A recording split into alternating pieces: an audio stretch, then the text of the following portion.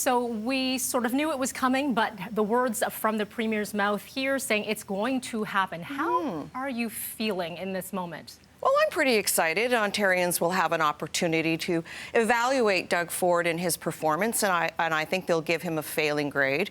You know, back in 2018, we saw Doug Ford promising to cut your taxes. He hasn't cut anyone's taxes. In fact, they've gotten higher. We will cut taxes, middle-income taxes. We'll remove the HST off on home heating and hydro.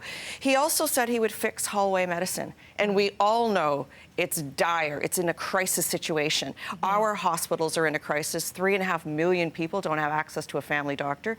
And then in 2022, he said, I'm going to build 1.5 million homes. He doesn't have a plan to build homes. I have a plan to build homes, and I'm going to make it cheaper and more affordable for people.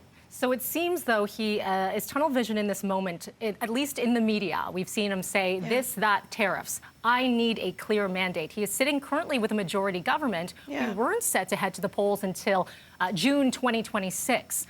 What do you think this clear mandate really is? You know, you can read it different ways. Yeah, so it's very reckless for starters and opportunistic. I think the only job he's trying to preserve is his own. This is a time where we need calm and a firm resolve to what is happening south of the border. I will say he hasn't prepared Ontario for the onslaught that is coming, and he hasn't created jobs. We know that jobs are leaving the province. I mean, if I had been Premier, well, first of all, I would have provided the basics for people so they had access to a family doctor. Life was more affordable for them. We were building homes that were affordable for them. Let's get the basics right. Let's invest in education. He never speaks about education or about healthcare. He's very vulnerable. And let me also point out that Doug Ford has a mandate. It's called a majority government. He can pretty much pass any legislation right now that he wants to, give any response on tariffs to the federal government, because let's be honest, he's going to be a bit player in these negotiations. This is a federal responsibility. So this is reckless and irresponsible. He's got a strong mandate, and he doesn't need to go to the poll. He's never asked permission to spend billions of dollars, whether at Ontario Place, on his COVID response, quite frankly, or even to send out the $3 billion he spent on the pre-election checks that he sent out. Let's talk a little bit about numbers. And I know politicians do not love hearing about public opinion polls, but I'll bring up the very latest. This one was the latest Leger poll, and it shows the PCs 24 points ahead of the Liberals. How do you feel going into this election season? Do you feel confident in your team? So let me just say that Doug Ford has spent hundreds of millions of dollars on advertising here in Ontario and again, tack ads on me. But that doesn't matter, because you know what does matter? Campaigns matter. To evaluate Doug Ford's performance, I think people will see that Doug Ford has failed on every front. Everything Doug Ford promised to deliver, he has failed on. Absolutely. Hallway healthcare, access to medicine, access to family doctors, not waiting in a hospital for 12 hours to seek care.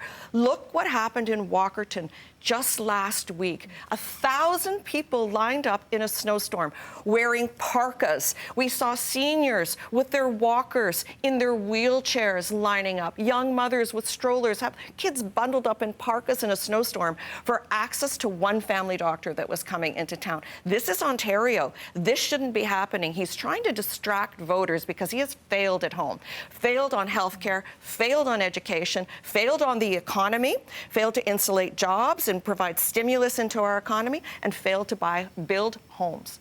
Should you become Premier, what is your number one priority for this province? I know that's a loaded question. I know there's a lot of work to be done, a number of things that you mentioned here, but what is your focus? Yeah, it's providing the basics for people. You know, I'm going to ask you right now, is your life more affordable today than it was 7 years ago before Doug Ford became Premier? The answer is clearly no. People don't have access to a family doctor. They have to wait for hours when they go into a hospital. They can't afford a home. Our kids have lost that dream. They can't find an apartment to rent. It's the highest unemployment rate that it's been in a decade. His debt and his deficit are out of control, and our children are going to school in overcrowded classrooms. That is Doug Ford's Ontario today, and that's where I'm going to hold him accountable. And I would invest in the basics to ensure that every single Ontarian had access to a family doctor.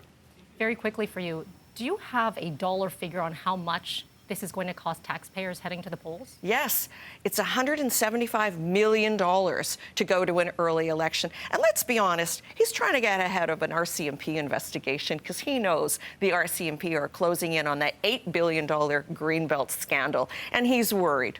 Okay, a lot to come. Liberal leader Bonnie Crombie, appreciate your time. Thank you so much. Thank you.